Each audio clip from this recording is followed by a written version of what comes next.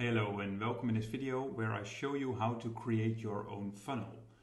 A funnel is a journey where your user goes through. For example, he comes in from this URL, then he clicks on this button and then he ends up in this page and then he has a call to action or a conversion, and that stuff you want to measure, and then you can see per step the retention on your visits.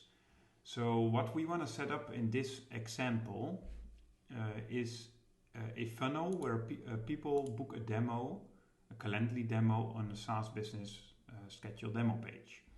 And the first step for us is to create the funnel. So we go in Sidetracker to funnels and we say new funnel and we call it Google Paid to Demo. And then we have our funnel, nothing's there yet. The first step for us is, in this case, a parameter, and Sidetracker comes out of the box with these three parameters: WBraid, GBraid, and GCLYD. And those are Google paid parameters when they exist in any referral URL. You know you paid for that lead, that visit. So if I click on this, there's a trigger event, and the trigger event is to Google Paid, and this adds to the list. We will use this trigger for our first step in the funnel. So in the funnel we'll say add step, and we say came from Google Paid, and then we say to Google Paid. This is now our first step. The second step is when people come in from Google Paid on any page, they can click the schedule demo button. What I did now is I created a click event. We created a click event with the key value demo page is true. This key value we copy, and here is our button, the button we want to keep track of, and we make sure that this button has the parameter on the link, on the URL. So if I say copy link address, you see it here, demo page is true.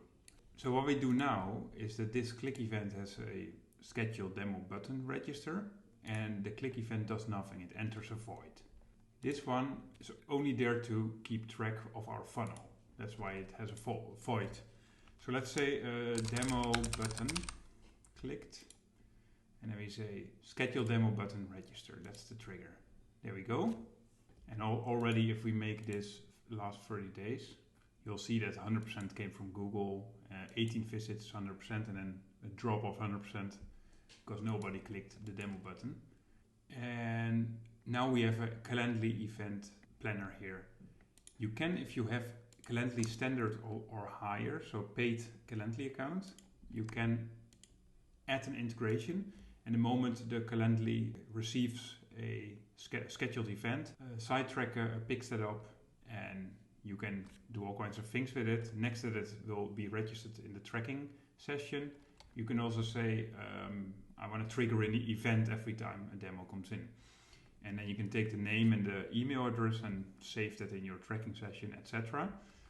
More on that you can find in the videos about Calendly integration. But for now, we focus on the trigger that happens when someone schedules a demo. And this one is a demo registry I set up. So let's go there. We have demo registry, and if I click on it, it's still a void event. It does nothing. It's just there to track the schedule of the event. So then we say, okay, we need this trigger of demo registry. Calendly schedule add. So now that we have these three steps, you see that nothing happens here. But the moment we say the trigger is the first step, then I just clicked on the demo. It's now updating.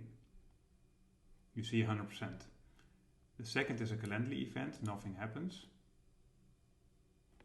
But if we now schedule a demo, and by the way, this is our session, you can see that we clicked. This is from a previous test, by the way, but if we now start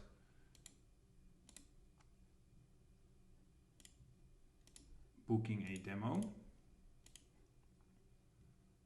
so we now see we have a scheduled event. So this goes all in order, and of course in our current funnel We don't have a reference of the Google page, so that will never work out. But this is our funnel. Step 1 is trigger, came from Google Paid. Then the trigger is a demo button click, and then the next trigger is a Calendly schedule. So in this way you can keep track of how people go through your website.